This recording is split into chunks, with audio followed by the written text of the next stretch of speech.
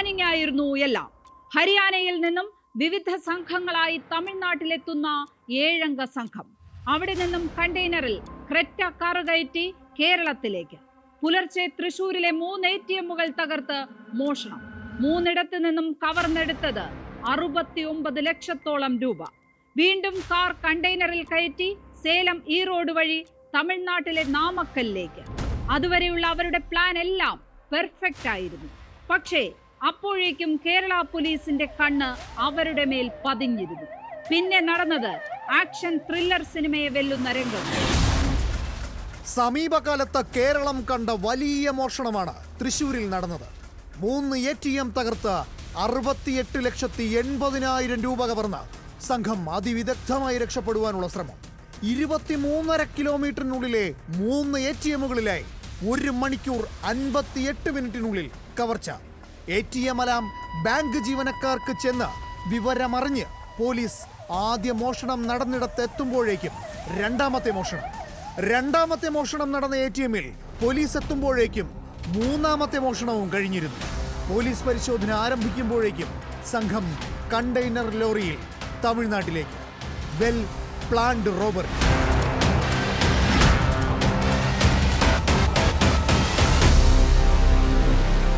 Mewati gang, ATM മോഷണത്തിന് പേരുകേട്ട കൊള്ള സംഘം. ബ്രസ ഗ്യാങ് എന്നും ഇവർക്ക് വിളിപ്പേരുണ്ട്. ഹരിയാനയും രാജസ്ഥാനും ഉത്തർപ്രദേശും സംഗമിക്കുന്ന മേവാത്ത് മേഖലയാണ് താവളം. രാജ്യമാകെ സഞ്ചരിച്ച് ATM കൗണ്ടറുകളിൽ നിന്ന് ഇവർ കവർന്നത് കോടികൾ.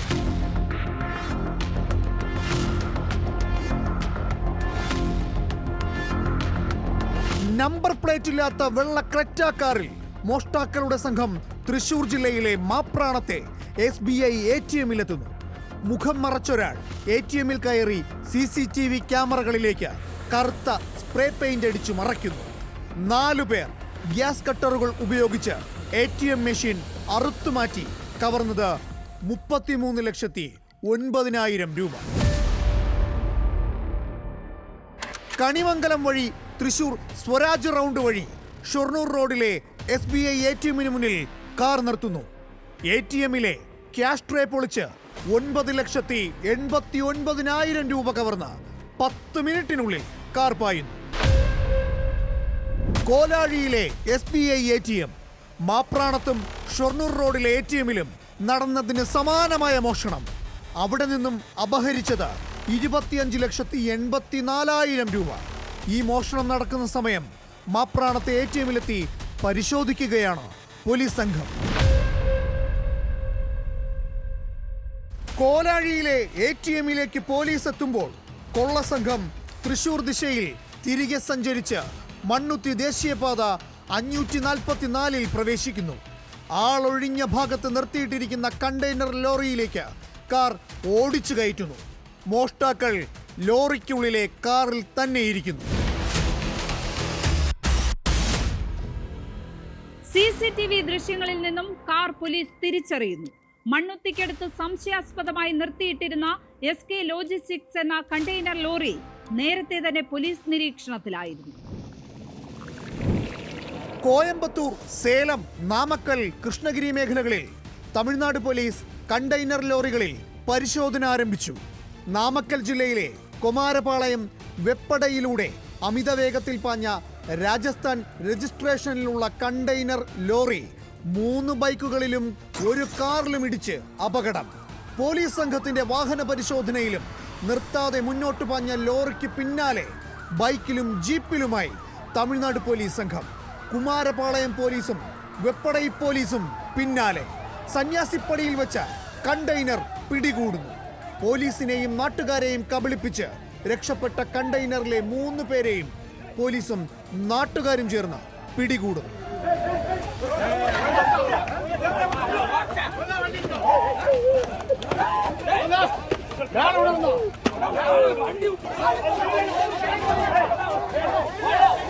പണം സൂക്ഷിച്ചിരുന്ന ബാഗുമായി അസർ അലി ഇറങ്ങി ഓടി.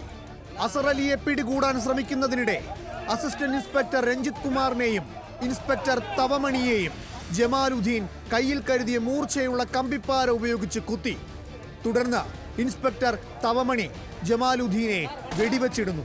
നെഞ്ചിൽ വെടികൊണ്ട ജമാലുദ്ദീൻ സംഭവ സ്ഥലത്ത് തന്നെ മരണപ്പെട്ടു. ഓടി രക്ഷപ്പെടാൻ ശ്രമിച്ച അസർ അലിയുടെ കാലിലും വെടിവെച്ചു. മറ്റുള്ളവരെ പോലീസും നാട്ടുകാരും ചേർന്ന് കീഴ്പ്പെടുത്തി. കാറും ATM നിന്നും മോഷ്ടിച്ച 68,80,000 രൂപയും കണ്ടെയ്നറിനുള്ളിൽ നിന്നും കണ്ടെടുത്തു.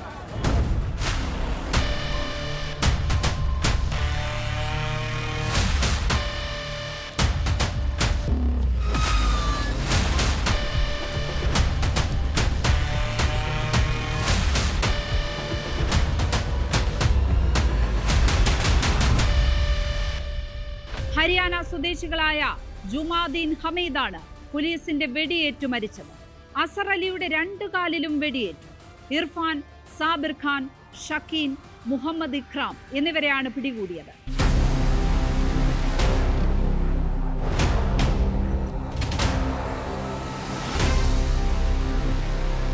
പഴയ ATM മെഷീനുകൾ ബാങ്കുകളിൽ നിന്നും ലേലം വിളിച്ച് മേവാത്തിൽ എത്തിച്ച് ഗ്യാസ് കട്ടർ ഉപയോഗിച്ച് പൊളിച്ച് പരിശീലനം നടത്തിയാണ് സംഘം മോഷണത്തിന് ഇറങ്ങുന്നത്. ഗ്യാസ് കട്ടർ സംഘം ഹരിയാനയിൽ മേവത്ത് എന്ന് അറിയപ്പെട്ടിരുന്നത് ഇപ്പോൾ നൂ എന്ന് അറിയപ്പെടുന്ന ഒരു ജില്ല.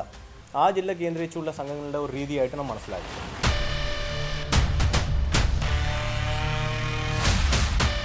கிரேட்டா காரில் இவங்க போய் அங்கேருந்து கேஷை எடுத்துட்டு திருப்பி வராங்க. கிரேட்டா கார் போயிடுது, கண்டெய்னரும் தனியாக தான் வருது. ஒரு குறிப்பிட்ட டிஸ்டன்ஸுக்கு அப்புறமா இவங்க என்ன பண்ணுறாங்கன்னா இந்த கிரேட்டா காரை வந்து கண்டெய்னரில் ஏற்றிட்டு எல்லாரும் ഒരേ ഇതിൽ ട്രാവൽ. മേവാത്തി ഗ്യാങ് തലവനായ മുഹമ്മദ് ഇക്രാമാണ് കവർച്ച ആസൂത്രണം ചെയ്തതും നടപ്പിലാക്കിയത്.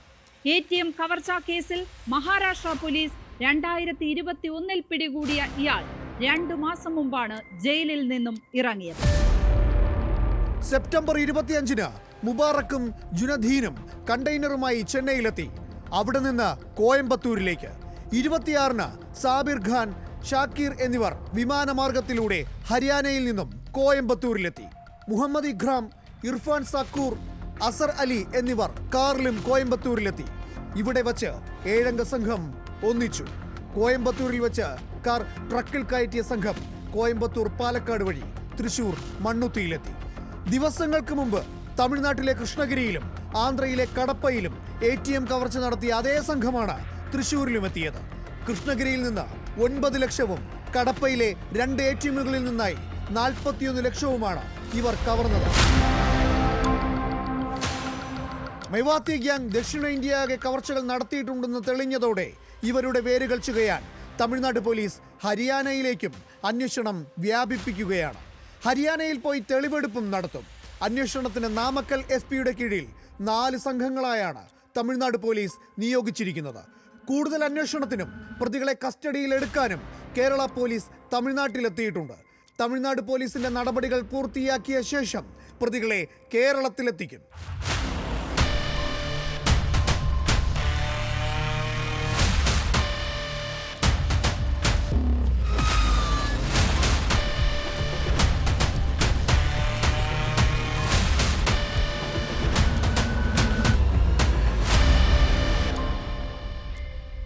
ബാങ്കിനും ATM-നും അതിലെ പണം ഉൾപ്പെടെയുള്ള എല്ലാ സാധനങ്ങൾക്കും റിസർവ് ബാങ്കിന്റെ പരിരക്ഷയുണ്ടെങ്കിലും ഇപ്പോഴുള്ള സുരക്ഷയൊന്നും പോരെന്ന നിലയിലേക്കാണ് കാര്യങ്ങൾ എത്തി നിൽക്കുന്നത്.